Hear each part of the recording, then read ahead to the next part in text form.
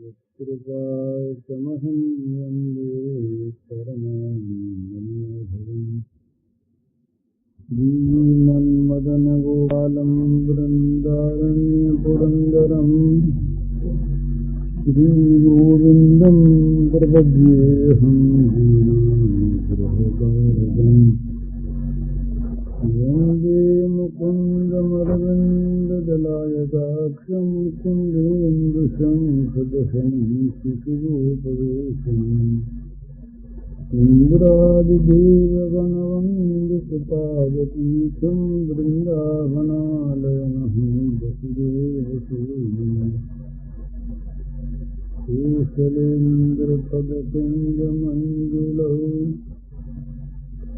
कोमलावजमहेशवन्दितौ जानकीकरसरोजलालितौ चिन्तकस्य भृङ्गसंवनौ श्रीहरिः। जब मनुष्य के कर्म वासना और कामना से प्रेरित होते हैं तो उनमें दोष आए बिना रहता नहीं, और जब वही कर्म भगवान की प्रीति के लिए होते हैं तो निर्दोष बने बिना रहते हैं। पर ये कामना वासना जो है ये इतने सूक्ष्म रूप से बनी रहती है कि पता भी नहीं लगता कई दफे की कामना है। ऐसा मालूम होता है कि तो भगवान की प्रीति के लिए हम कर रहे हैं। इसका रहस्य तब खुलता है जब पूर्ण स्थिति में दुख होता है। अनुकूल में जो सुख होता है उसको तो हम भगवान की कृपा नहीं कर लेते कि वो भी कामना का ही परिणाम है।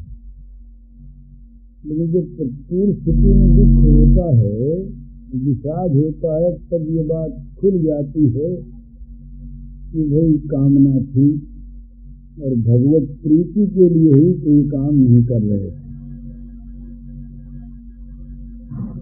यही कसौटी है निष्काम कर्मयोग की। जो जितनी बातें हम गीता में पढ़ते हैं, कहते हैं, सुनते हैं, उनकी कसौटी यह है निष्काम भाव है कि नहीं, इसका पता लगता है परिणाम पर। सिद्ध सिद्धो समो भूत्वा समत्तम योगोच्यते, और शुभाशुभ परित्यागी भक्ति मान्य समय प्रिय।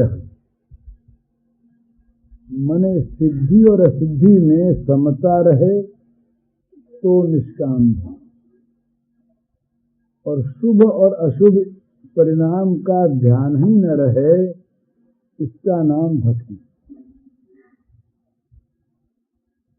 ये जहाँ तक अमुक वस्तु अमुक स्थिति शुभ है और वो हमको प्राप्त होनी चाहिए, और ये बात हम न भी कहें, पर जब मन चाही शुभ स्थिति प्राप्त न होने पर, मन के विपरीत अशुभ प्राप्त हो जाने पर जब चित्त में विषाद आता है, और फिर आदमी भगवान की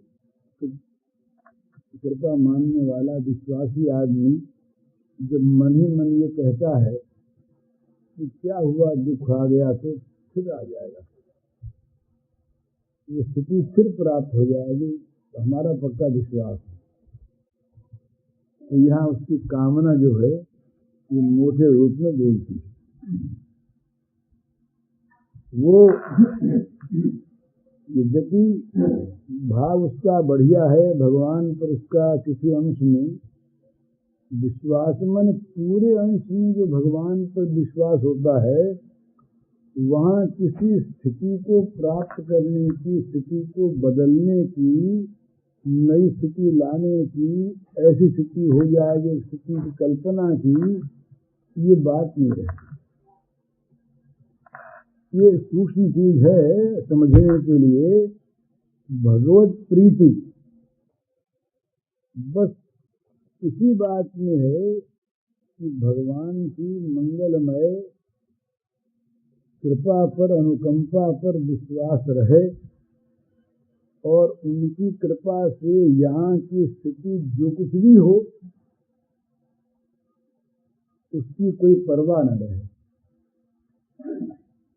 ये जगत की स्थितियों की जो परवाह है, जगत की स्थितियों में जो हम मन चाहा परिवर्तन चाहते हैं, ये जो परिवर्तन की कामना, परिवर्तन की इच्छा है, ये स्पष्ट सिद्ध करती है कि भगवत प्रीति के लिए हमारा जीवन नहीं, हमारा जीवन अमुक अमुक प्रकार की स्थिति चाहता है। तो ये स्थिति न चाहने का नाम ही शुभाशुभ का परित्याग है। ये शुभ और अशुभ की जो कल्पना है ना हमारी जगत के पदार्थों को लेकर के, ये अनुकूल और प्रतिकूलता का ही एक लक्षण है। असल में शुभ क्या है? शुभ वो है कि जिससे आत्मा का परम कल्याण हो, और वो शुभ जो है वो केवल भगवान में लगना है। भगवान में लग जाने पर जितनी भी दूसरी चीजें हैं वो सारी शुभ हो जाती हैं अपने आप। भाई जो हमें हवन करनी है वो सब यज्ञ सामग्री है। भगवान की तरफ लग जाने पर अशुभ तो अपने आप चला जाता है और शुभाशुभ दोनों का फल जो है वो केवल भगवान रह जाते हैं और सारे फलों को तो भगवान अपने में समेट लेते हैं। शुभाशुभ फरीदेव मोक्ष से कर्म बंधन ही, ये भगवान ने कहाँ कहा? जहाँ ये बात पहले बताई कि जो सारे कर्म मेरे समर्पण करता है उसके शुभाशुभ सब भगवान ले लेते हैं, वो उससे मुक्त हो जाता है। तो जिसके खाने में भी स्वाद और शरीर की शक्ति या बल का प्राप्त करना उद्देश्य नहीं है। खाना भी भगवत प्रीति के लिए, ये रचना थी। जो कुछ भी वो खाता है वो खाता भी इसीलिए है, बड़ी मधुर चीज है ये, कि मेरे खाने से भगवान प्रसन्न होते हैं, इसलिए खाता है। अगर कहीं भगवान खाने से नाराज होते हो तो नहीं खाएंगे। उसका तो खाना भगवान की प्रसन्नता के लिए, शरीर की पुष्टि के लिए नहीं, वो तो अपने आप होती है।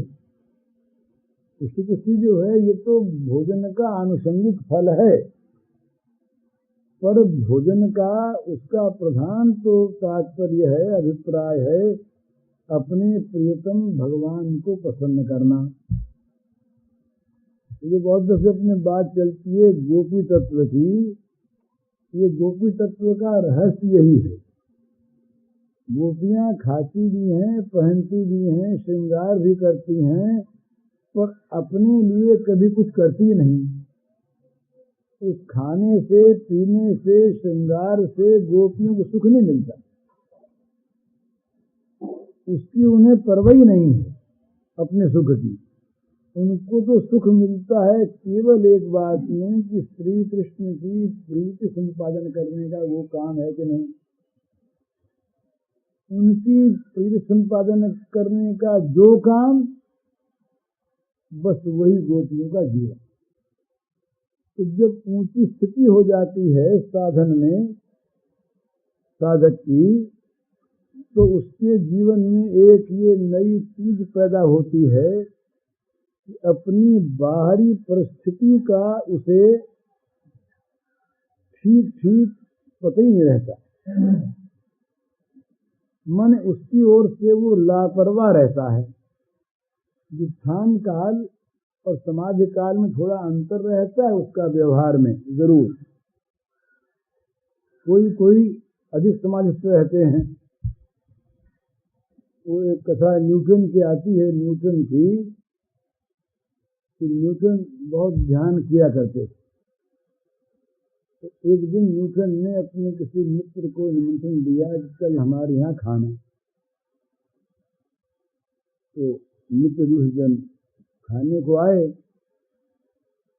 तो बेचारे बैठे रहे, तो अपना मस्त से ये उठे ही नहीं। तो रसोई बनाई रखी थी, घर में और कोई था नहीं, तो न्यूटन तो अपना ध्यान में था। उस मित्र ने देखा बहुत देर हो गई, तो भाई खा ही नहीं, उसका क्या ठिकाना, कब उठेगा। तो मित्र अपना खा करके चला गया। थोड़ी देर के बाद ये उठे, मित्र की बात तो याद है नहीं इनको, वो तो बिखर गई। अपने खाने का नियम था तो खाने गई, रसोई में आए तो देखा तो खाली रखी है, तो सोचा हमने खा लिया।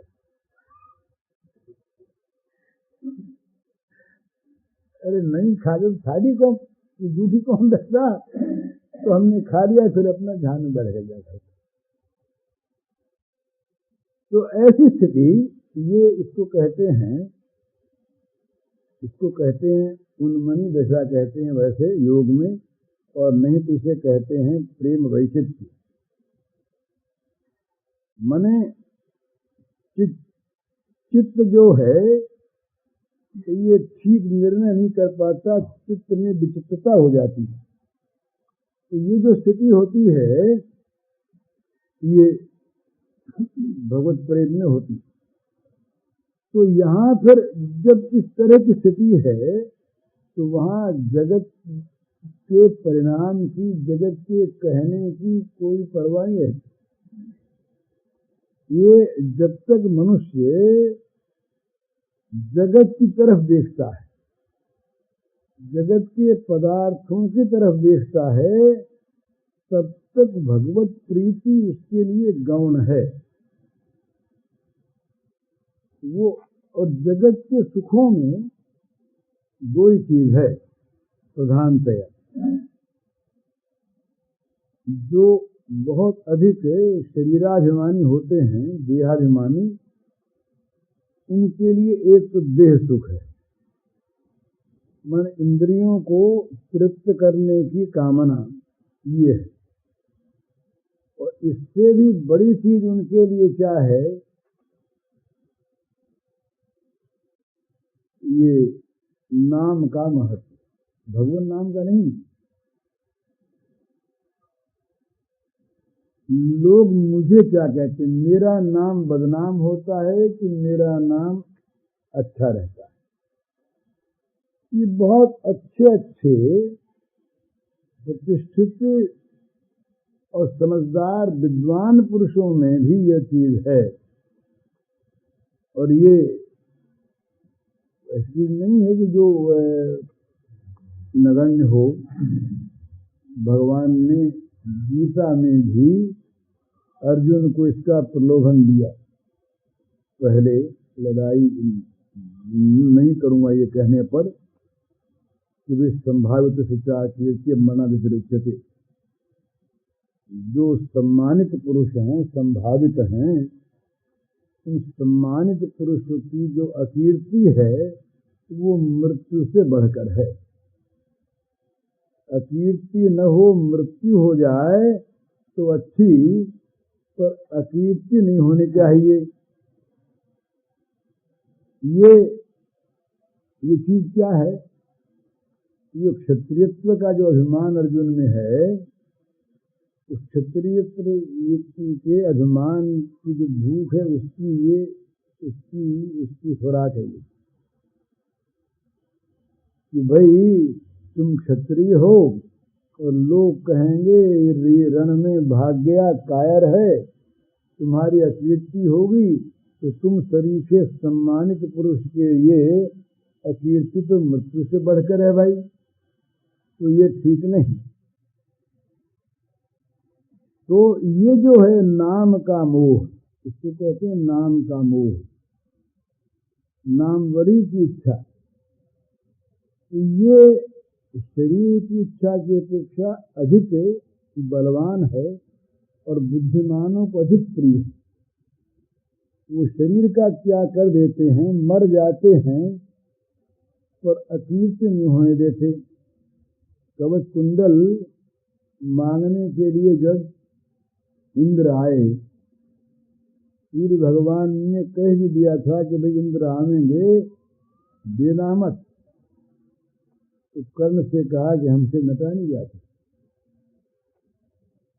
तो कवच कुंडल मांगने के लिए जब वार कवच कुंडल उनके पहने हुए तो थे नहीं, वो तो चमड़ी के साथ थे। तो कर्ण ने ये कहा कि भाई हमारी कीर्ति तो रहेगी। कर्ण मरने को तैयार हो गया कवच दे करके अपना, लेकिन उसने अपनी कीर्ति को नहीं खोया, उसने अपनी दानशीलता पर बट्टा नहीं लगाया।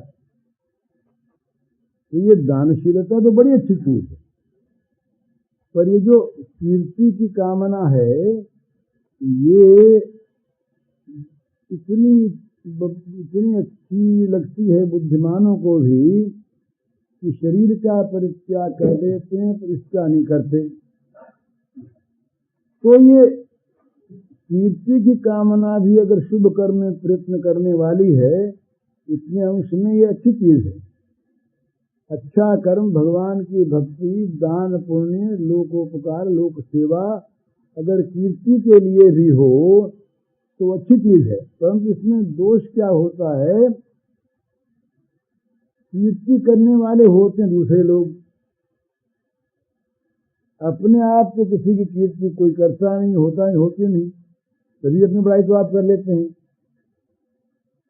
और दूसरे लोग जो कीर्ति करते हैं, बड़ाई करते हैं, वो करते हैं अपने मन के अनुसार। उनके मन की हो तो, उनके मन की अगर किसी बुरी बात नहीं हुई और उनसे कीर्ति चाहता है तो शुभ का भी परित्याग कर देगा उनके द्वारा नाम चाहने के लिए, नाम पाने के लिए, बड़ाई पाने के लिए। उनके द्वारा बड़ाई प्राप्त हो तब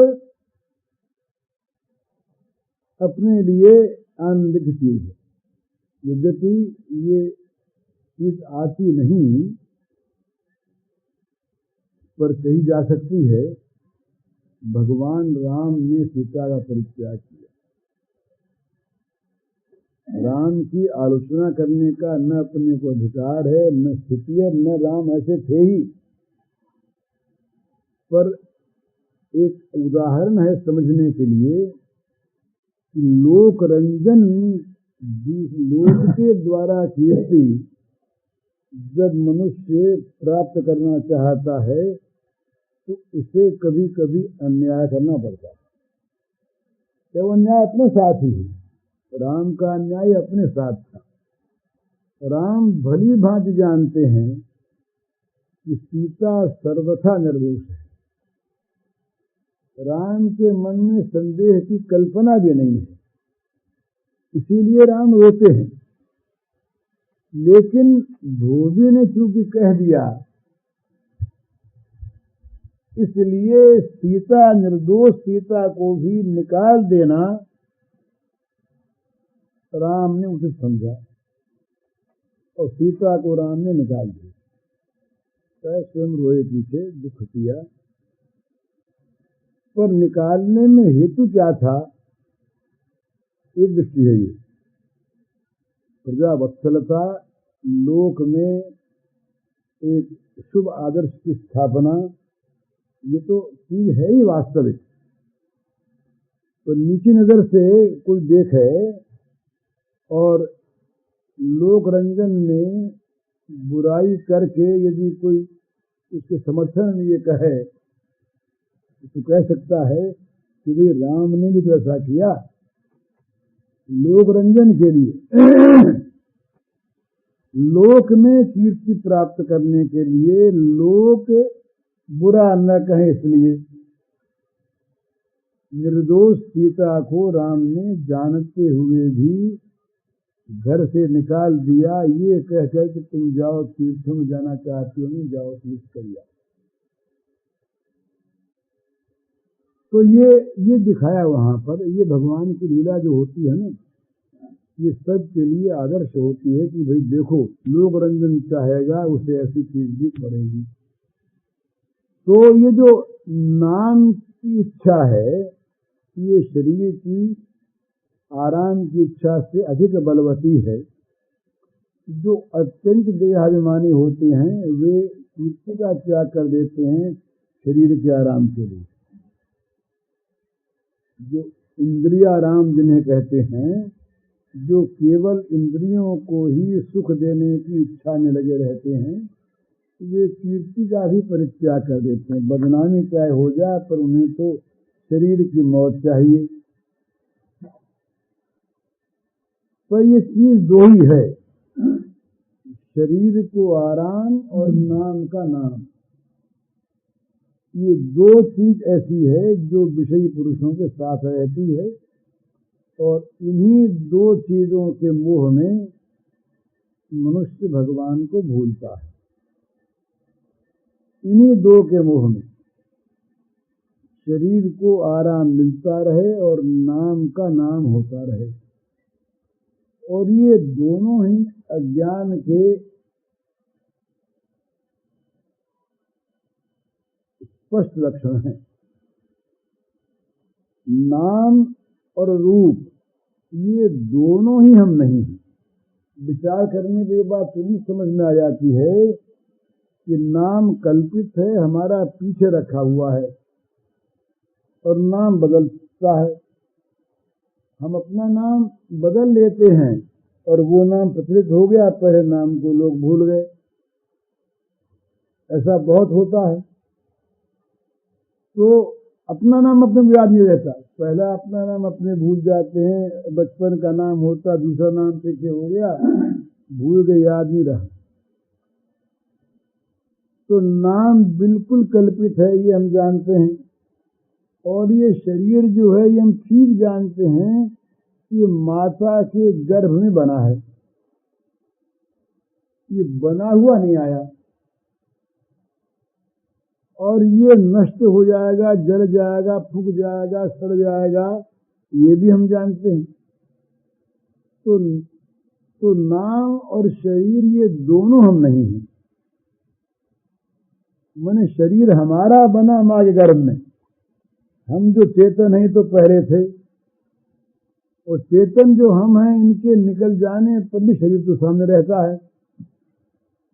तो शरीर और नाम, इन दोनों को जो मैं मानता है वो बेसमझ है, अज्ञानी है।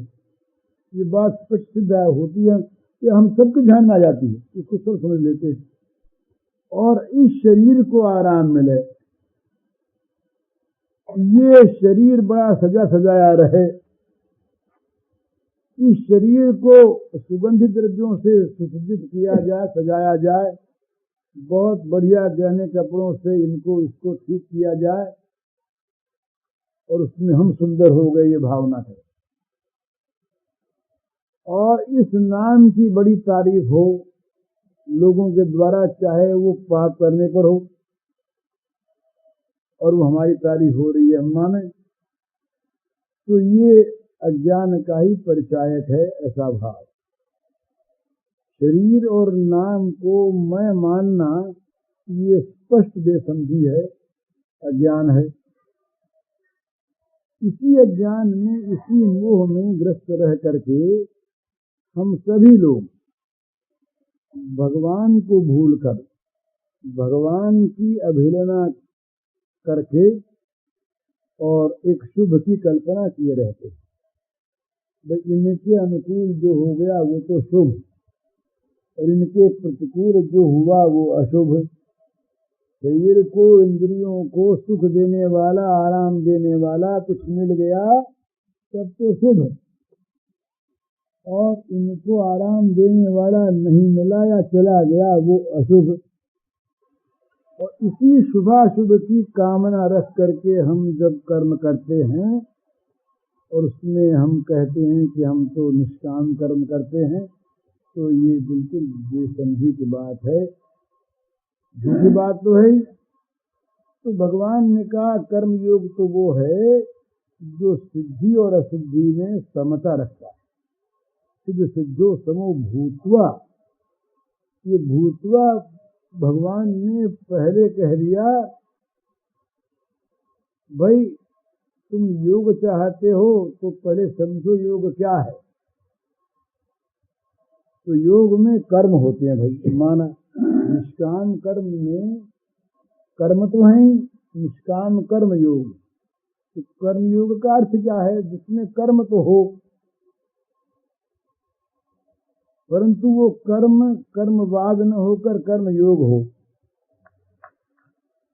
तो भगवान ने कहा योगस्थ कुरु कर्माणि संगम त्यक्त्वा धनंजय सिद्ध सिद्धो समो भूत्वा समत्वम योग उच्यते।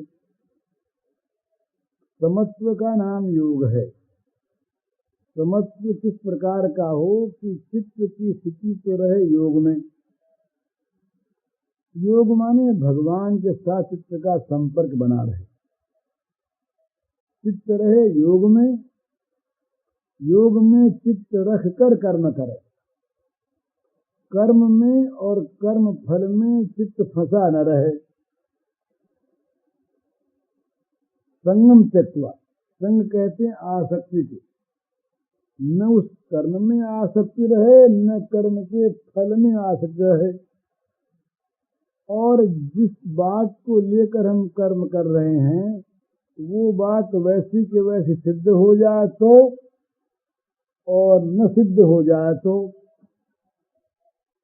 दोनों में समता रहे, इस समता का नाम योग है। इसी प्रकार भक्ति में यो न हृष्यति न द्वेष्टि न सोचति न कांक्षति, चार बात बताई भगवान ने। हमको अनुकूल की प्राप्ति में हर्ष होता है, वो कहते अनुकूल की प्राप्ति में हर्ष न हो। प्रतिकूल की प्राप्ति में या प्रतिकूल के प्राप्त होने की संभावना में हमको द्वेष होता है। द्वेष क्या करता है? द्वेष का स्वभाव है द्वेष का नाश चाहना। जिसमें हमारा द्वेष है, तो चाहे किसी मनुष्य में हो, किसी वस्तु में हो, किसी मकान में हो, किसी पेड़ में हो, किसी वस्तु में हो, जहाँ हमारा द्वेष है, द्वेष विनाश चाहता है। द्वेष द्वेष के विनाश को देखकर प्रसन्न होता है, ये द्वेष का रूप है। तो किसी वस्तु का विनाश हो जाए या विनाश होने वाला हो तो उससे हमको द्वेष न हो। और विनाश हो जाने पर चिंता न हो। चिंता और भय जो है ना, भय होता है विनाश की आशंका में, विनाश होने पर भय नहीं है, विनाश होने पर शोक होता है।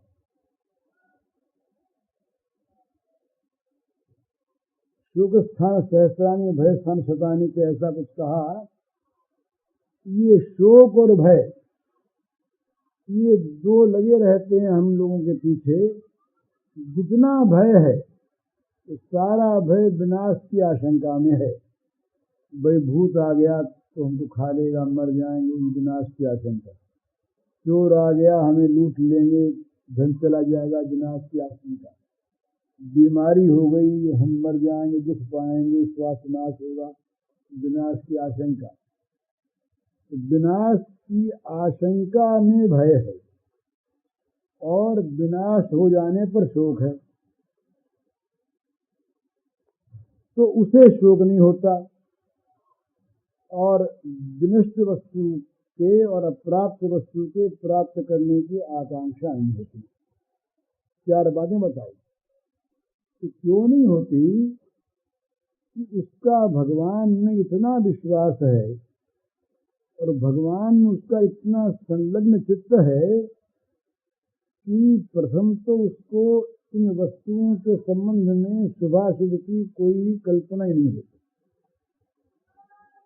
प्राप्ति प्राप्ति में लाभ हानि की कल्पना नहीं होती। लाभ हानि की कल्पना से जो कार्य होते हैं उन्हीं कार्यों में चाह और बेचाह भय और शोक होते हैं। सबसे पहले भगवान ने अर्जुन से कहा, जहाँ लड़ाई करने की आज्ञा दी, ये भीतरी चीज बताकर, क्षत्रियों की बात अलग कह दी पहले, तो वहाँ यही कहा, सुख दुखे समय कृत्वा लाभा लाभऊ जया जयऊ। सुख दुख लाभ हानि और जय पराजय इनमें समबुद्धि होकर इनको समान करके तब युद्ध करो तो तुम्हें पाप नहीं होगा। तो भगवान में जब विश्वास होता है तब ये दूसरे दर्जे की चीज है। विश्वास होता है तब आदमी समझता है, जिसके बुद्धि में आती है कि मंगलमय भगवान जो करते हैं उसी में हमारा मंगल है, इसलिए लाभ हो तो मंगल, हानि हो तो मंगल। लाभ हानि दिखती तो है, पर वो विश्वास पूर्वक हानि होने पर दुखी नहीं होता और लाभ होने पर हर्षित नहीं होता। और इससे भी जब ऊंचा उठता है तब उसे लाभ हानि दिखती ही नहीं। माने लाभ हानि की ओर से बेपरवाह रहना, लाभ हानि में मंगल मानना और लाभ हानि को देखना ही नहीं। तो ये जो गोकुल की स्थिति है ना, ये लाभ हानि को न देखने की। लाभ हो या हानि हो, अर्जुन की जो स्थिति थी, ये लाभ हानि तो देखने की थी, पर लाभ हानि में भगवत विश्वास के कारण से हानि में हानि बुद्धि नहीं, लाभ में लाभ बुद्धि है। ये अंतर। तो ये दोनों चीजों में से कोई सी भी एक हो जाए तब ठीक भजन होता है और तभी ठीक हम संसार में सुखी रहते हैं। और जब तक ये हम फल को देखते रहते हैं, जब तक हमारे मन में कामना वासना को लेकर के क्रिया करने की चेष्टा होती है, तब तक हमें दुख रहता है और कर्म विशुद्ध नहीं होता। ये सीधी बात है। कर्मों की विशुद्धि कामना रहते होती नहीं, और विशुद्ध कर्म ही भगवान की पूजा बनता है। भगवान की पूजा के लिए विशुद्ध कर्म की आवश्यकता है। विशुद्ध माने जिसमें संसार का कीचड़ न लगा हुआ हो, वो विशुद्ध। संसार का कीचड़ जहाँ लगा है, लोक परलोक के सुख संपत्ति भोग की जहाँ भी संपर्कता है, वहाँ संसार का कीचड़ लगा है, विशुद्ध नहीं है। विशुद्ध वो है कि जहाँ केवल भगवत संपर्क है, केवल हमारा भगवान के साथ ही संबंध है। अब उसमें क्रिया चाहे कोई सी हो, क्रिया वहाँ अशुभ तो नहीं होती, छोटी बड़ी का सवाल है।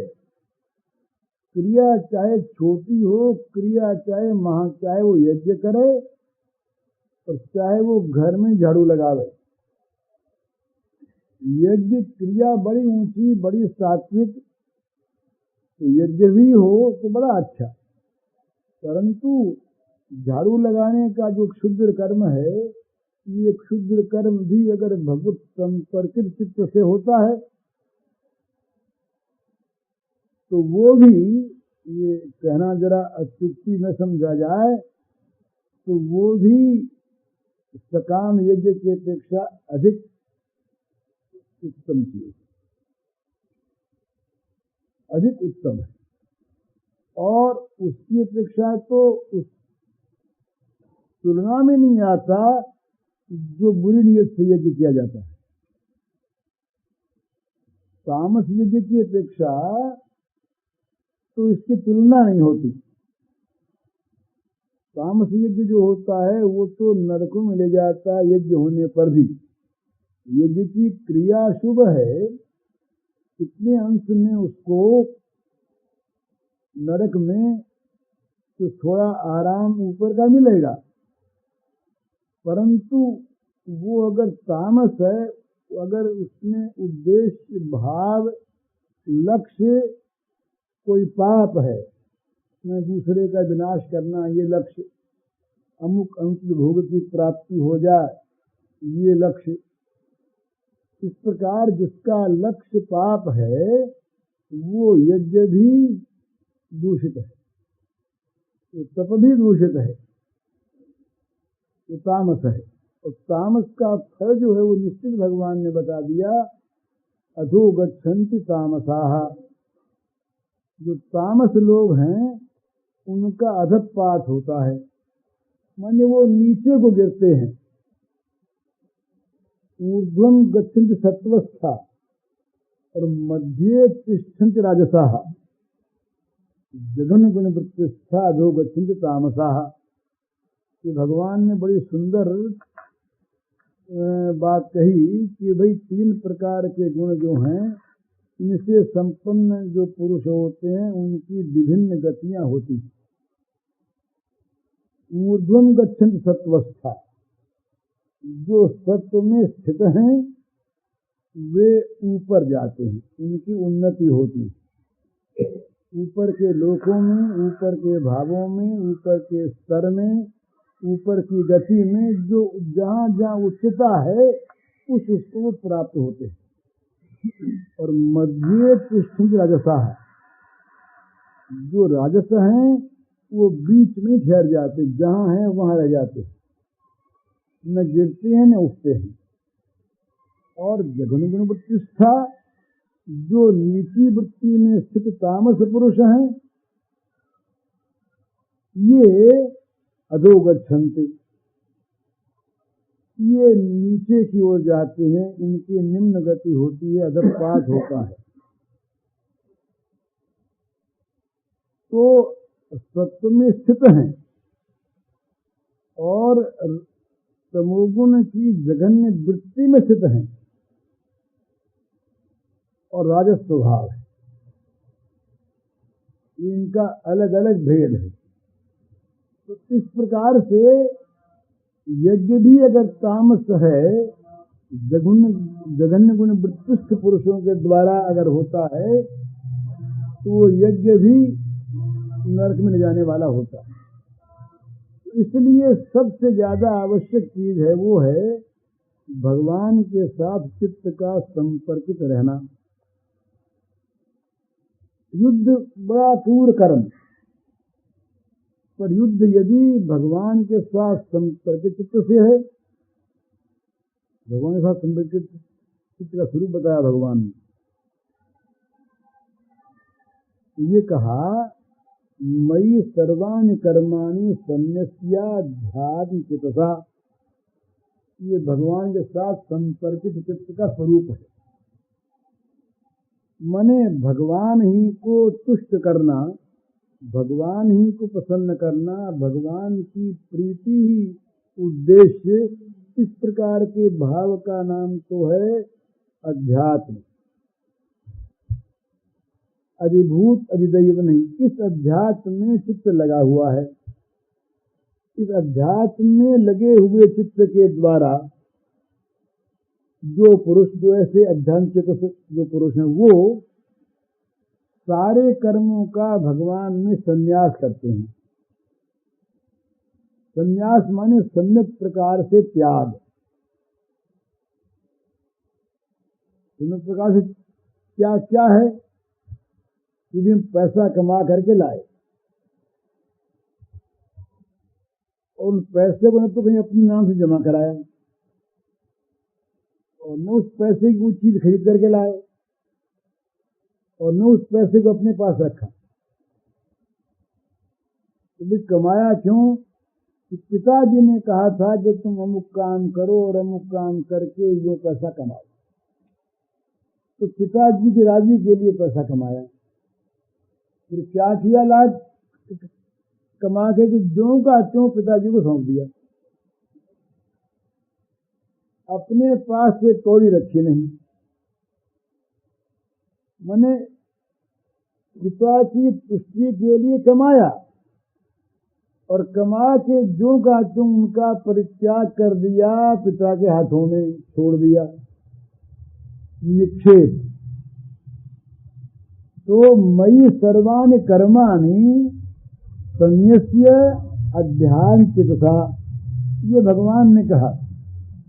सारे कर्मों का निक्षेप वो कर देते मेरे में। अब उन पैसों को मैं चाहे खोऊं, मैं चाहे रखूं, मैं चाहे किसी चीज को ला करके उनको दूं और काम में बरतूं, पिता कहते हैं। इसका नाम है असली समर्पण। किया उनके लिए और करने पर सौंप दिया उनको। करने में भी अपना अलग कर्तृत्व नहीं है। किया भी उनके लिए, कर्म किया भी भगवान के लिए और करने पर सौंप दिया उनको। पैसा पास रहेगा तब न उसको खर्चने की इच्छा होगी अपनी इच्छा अनुसार, तब न अपना मानेंगे। न कहीं बैंक में जमा कराया, न अपने पास अपनी बक्स में रखा और न उसमें से कुछ खर्च किया। इसका नाम है संन्यस्य। सर्वाणि कर्माणि मयि संन्यस्य, सारे कर्मों का मुझ में निक्षेप करके, छोड़कर। संन्यास का अर्थ है सम्यक प्रकार से त्याग। माने कोई भी कहीं भी कुछ भी अपने पास रख न ले, जरा सा भी। पूरा का पूरा ज्यों का त्यों जिनके लिए कमाया उनको सौंप दे। और फिर क्या करे? उनकी ओर देखता रहे कि राजी हो गए ना। वो राजी दिखे तो राजी। फिर भगवान ने कहा, तीन बात और बताई, बड़ी समझने की बात है। पैसा सौंप दिया, फिर भी अगर मन में यह रहा कि चीज तो मेरी थी, मैंने उदारता से दे दी, यहां भी ममता बनी। भाई पैसा मैं कमा के लाया था ना, जरूरत होगी तो मुझे वापस मिल जाएगा, ये आशा रह गई। और भाई पैसा मैं कमा के लाया और मुझे कभी न मिला तो मिलना तो चाहिए, ये जो चिंता मन में रही ये ज्वर रह गया। तो भगवान ने कहा, मयि सर्वाणि कर्माणि संन्यस्याध्यात्म चेतसा निराशी निर्ममो भूत्वा युद्धस्व विगता, द्वारा युद्ध करो। तो लड़ाई सरीखा क्रूर कर्म भी अगर भगवान के समर्पित होता है, अनासक्त भाव से करते हुए और फल ना चाहते हुए, तो वो कर्म भी भगवान की पूजा बन जाता है। ठीक समझ में आ जानी चाहिए बात। कर्म का समर्पण कैसे हो? करना उनके लिए, पैसा कमाना उनके लिए, और पैसा कमाने के बाद तीन चीज होती है। या तुम उस पैसे को खर्च करते हैं अपने किसी काम में, या उस पैसे को हम कहीं छिपा के बटोर के पेटी में सुरक्षित रखते हैं, जमीन में गाड़ते हैं, और या किसी में जमा कराते हैं। तीन चीज होती है। ये तीनों बिल्कुल न करें, न उसको खर्च करे, न उसको जमा रखे और न जमा करावे। बस किए जा सो को चला जाए। आया कि ला दिया, अपने पास रखे ही नहीं, शाम को कमा के लाए और सौंप दिया। ये ऐसा होता था प्राचीन काल में, ये पद्धति थी। उपमन्यु की कथा आती है, उपमन्यु की गुरुजी ने अयोध्या में परीक्षा की, तो कहा भाई तुम क्या खाते हो? तो कहा हम जो भिक्षा लाते हैं, ये तो नियम का भिक्षा जो लाता ब्रह्मचारी वो स्वयं नहीं खाता, स्वयं नहीं बांटता, स्वयं नहीं रखता। गुरु की आज्ञा है भिक्षा मांग के लाओ, निष्काम कर्म का स्वरूप है। गुरु की आज्ञा भिक्षा मांग के लाओ। ब्रह्मचारी गया भिक्षा मांगने, भिक्षा मांग के लाया, ला करके झोली जो कितनों गुरु के समझ दी। तो गुरु ने क्या किया कि भिक्षा में सबको बांटते उसको देना बंद कर दिया। कभी देखा होगा शरीर ठीक है, तो गुरु ने पूछा कि भाई तुमको पुष्ट मालूम होते हो, भिक्षा तुमको मिलती नहीं, तुम क्या खाते हो भाई? तो मैं दोबारा मांग लाता हूँ। ये तो तुम बड़ा अन्याय करते, गृहस्थियों पर बड़ा इसका भार पड़ता, दोबारा न मांगा करो। अच्छा, मांगना बंद कर दिया। फिर भी ठीक दिखा तो बोले भाई अब तुम क्या खाते हो? तो बोले महाराज मैं जो दूध दुहा जाता है, इसके बाद जो फेल रहता है झाग, उनको खा लेता हूँ। बोलिए न खाया करो। फिर ठीक रहा। तो अब क्या करते हो? तो बोले उस बच्चों के मुंह में फेन लगा रहता है, बछड़ों के वो खा लेता हूँ। बोले तो बच्चे नहीं पुष्ट होते, ये मत खाया करो।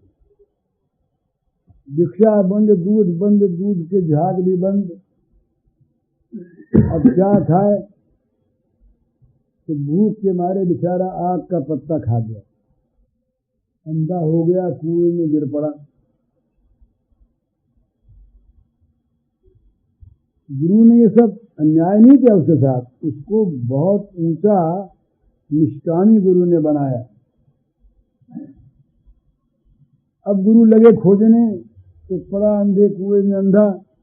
अश्विनी कुमार आए, उसको आंखें तो मिली ही, तमाम ज्ञान उसको शिक्षण प्राप्त हो गया। तो कहने का मतलब ये कि जब हम किसी कामना के वश में होकर कमाते हैं, उस पर हम अपना अधिकार मानते हैं, भोगों के लिए मानते हैं। और जब भगवान के लिए कमाते खाते हैं, एक बात और है उसमें, कमाना केवल पैसे का नहीं है। शरीर की जो रक्षा करते हैं, ये भी एक सिद्धि है। इनको रखा हमने, सिद्ध किया, पकाया। तो शरीर का रखना भी भगवान के लिए हो। मैंने शरीर हमारा क्यों रहे जगत में, इसका उद्देश्य क्या?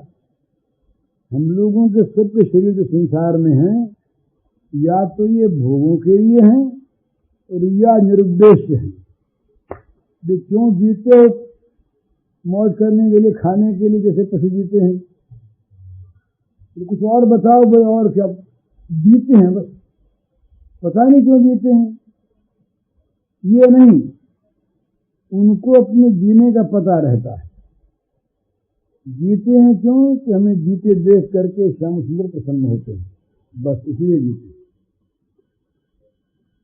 इसीलिए जीते हैं। जीने की जो सिद्धि है, ये भी और किसी उद्देश्य को लेकर के नहीं। तो इसीलिए ये उनका जीवन सिद्ध होता है। सिद्ध जीवन उनका है जिनके जीवन का प्रत्येक क्षण, प्रत्येक कण भगवान के साथ संपर्कित है। तो संपर्कित जीवन का ये स्वरूप है कि उसकी प्रत्येक क्रिया भगवान में निक्षिप्त होती है, भगवान में संन्यस्त होती है। इसलिए उनको फिर आशा है तो शोक है, ममता है तो शोक है। आशा ममता जहां नहीं है, वहां शोक भय नहीं है। अरे मकान अगर हमारा नहीं तो लग जाए उसमें आग, किसको शौक होगा? अगर हमारा कहीं उसमें ममता अपना है तो शौक होगा। जगत में बहुत लोग बहुत कमाते हैं, उनकी व्यापार की हमारी दृष्टि नहीं है, क्योंकि उनके व्यापार से हमें आशा नहीं है। हमें जहाँ आशा है वो अगर भंग हो जाए तो हमको दुख होता है। तो आशा के लिए हम कर्म करते नहीं, ममता को लेकर कर्म करते नहीं। आशा करके किसी वस्तु को पालते नहीं, ममता करके किसी वस्तु की रक्षा करते नहीं। तो आशा ममता नहीं, वहीं पर हम दिग्गज अपने आप हो गए। ताप निकल गया और सारे कर्म भगवान की सेवा, भगवान की पूजा, भगवान की अर्चना बन गए। ये जो इस प्रकार का जो कर्म होता है कामना वासना रहित, वही निष्काम कर्म है। और इस प्रकार की जो भक्ति होती है कामना वासना वर्जित, वो भक्ति असली भक्ति है। पर जब तक ऐसा नहीं होता तब तक इसका ये अर्थ नहीं है कि भक्ति न करे, निष्काम कर्म की नकल न करे, ये तो करे ही। करते करते ये विशेष चीज है कि असली वस्तु जब तक नहीं मिलेगी तब तक असली शांति तो नहीं मिलेगी। तो जितनी जल्दी उतनी जल्दी वो कर लेना चाहिए, क्योंकि मानव जीवन जा रहा है। तो वास्तविक वस्तु तो वही है, स्थिति तो वही है, पर वो जब तक न हो तब तक एक दूसरी चीज है, वो है भगवान के स्वभाव पर, उनके विरुद्ध पर विश्वास करके जैसे तैसे भी हो उनका भजन करने की चेष्टा करनी। मन न लगा तो भी, कामना रही तो भी, वासना रही तो भी, पाप चित्त में रहा तो भी। भाई हम ये कह दें और ये मान लें कि पाप छोड़ के करोगे तभी भजन होगा, तो पाप नाश फिर कैसे होगा? भजन तो करेंगे नहीं, तो पाप नाश होने पर करना है, और पाप नाश करने का कोई साधन और है नहीं। इसलिए जो पाप हमसे होता है तब भी, दुष्कर्म होता है तब भी, कामना वासना है तब भी, हम जैसे भी हैं जहां भी हैं वहीं से वैसे ही हम भगवान को तो पुकारें, भजन भगवान का करें किसी प्रकार। अगर हम भगवान की बुद्धि से भगवान का भजन करते हैं तब तो लाभ है ही। बुद्धि भी अगर नहीं है और बिना बुद्धि के भी भगवान का नाम अगर आ जाता है तो वो नाम मंगलमय है, वो नाम हम पापों से मुक्त कर देगा। ये नाम की विशेषता है। तो जिस किसी प्रकार से भी भाय कुभाय अनख आलसहु, नाम जपत मंगल विषगसहु, सांकेत्यम पारिहास्यम वा शोभम हिरणमेव वा, संकेत से हो, दिल्लगी में हो, शोभ से हो, अवहेलना से हो, किसी प्रकार से हो, भगवान का जो नाम है ये पापों का समूल नाश करने वाला है। इसलिए अपने में अगर सारी कमियां हैं तो हम भगवान के स्वभाव की ओर देखें, कि भगवान कमियों को नहीं देखते। दीन बंधु हैं, पतित पावन हैं, अशरण शरण हैं, भयातुर को अभय देने वाले हैं। उनकी गोद किसी के लिए भी वर्जित नहीं है। जो भी उनकी गोद में बैठना चाहता है, पापी तापी कैसा भी हो, वो अगर चाहता है तो भगवान कहते हैं आ जाओ। न चाहने वाले को तो कैसे खींचें? जो भी चाहता है वह ये नहीं देखते कि वो ये नहीं कहेंगे कि तुम शुद्ध हो के आओ, साफ हो के आओ, नहा धो करके आओ। आना चाहते हो ना, तो उनकी गोद में बैठने के पहले वो अपने आप नहला देंगे, शुद्ध कर देंगे, विशुद्ध कर देंगे अपने आप। क्या होनी चाहिए उनके गोद में बैठने? इस चाह को लेकर भगवान के स्वभाव को देख, और स्वभाव को देख करके भी अगर हम नहीं भजते उनको, तब तो फिर हमारे समान कौन है?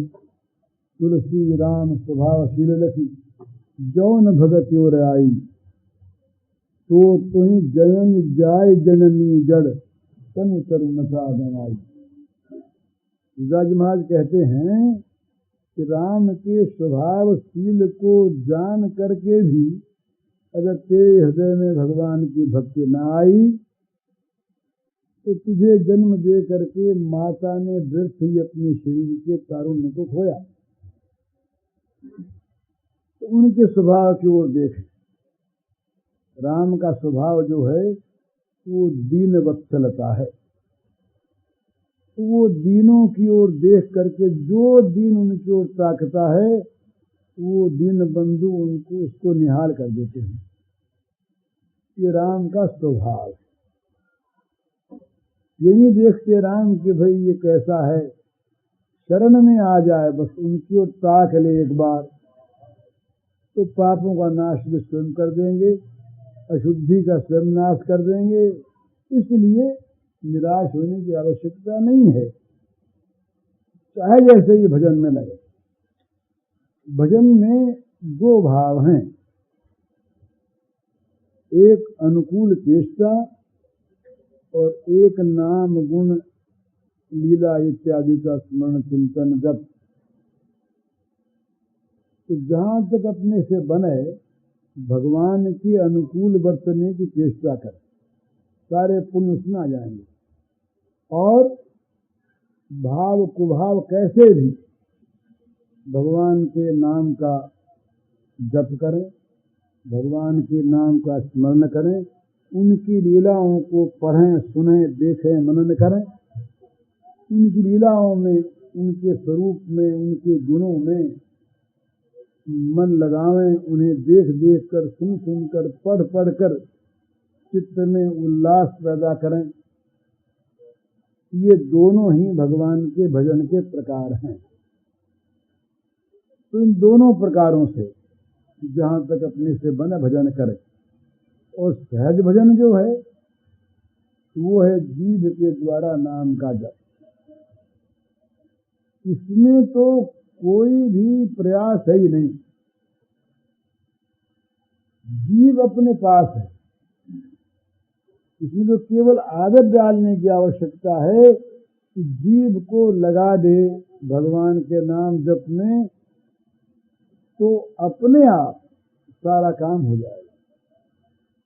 लग जा, जीव एक लग गई तो ये जीव जो है इसको कहते हैं जीह देहरी द्वार। ये जो है सो दरवाजे की देहली है। दो इंद्रियां इस पर रहती है ना, अंदर भी और बाहर भी, दोनों तरफ ये काम करती। तो कहते हैं कि बस जीव के देहली द्वार पर राम नाम को बसा दो तो क्या होगा, बाहर भीतर दोनों तरफ प्रकाश हो जाएगा अपने आप।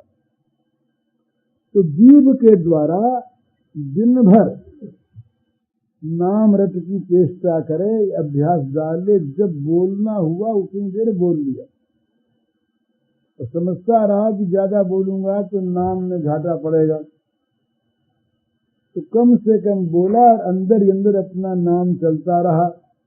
न किसी को उद्वेग हुआ, न किसी काम में हानि हुई। भाई हाथ से काम करो, पैर से काम करो, शरीर से काम करो, बुद्धि से काम करो, मन से भी काम करो। बड़ी सीधी चीज, केवल जड़ जीव को ये भगवान के नाम के साथ जोड़ दो। ये जुड़ा रहेगा अगर भगवान का नाम जीव के साथ, तो मंगलमय नाम सारे पापों को ध्वंस कर देगा, जला देगा, भगवान की भक्ति उत्पन्न कर देगा, भगवान को चित्त लगा देगा। नाम में वही शक्ति है जो नामी है। चैतन्य महाप्रभु ने इस बात की घोषणा की कि भगवान ने अपने नाम में अपनी सारी शक्ति भर दी। जो शक्ति भगवान ने, वो शक्ति भगवान के नाम। भगवान सहज नहीं, ये तो कलयुग के जीवों को देखा कि इनका उद्धार कैसे होगा। तो भगवान ने सारी शक्ति नाम में भजका, तुम नाम लो, नाम लो। नाम जहां लिया भगवान की शक्ति रक्षा में पाप नाश में और पुण्य संपादन में भगवान को ले जाने में लग गई। इसलिए सह साधन जो है ये भगवान का नाम है।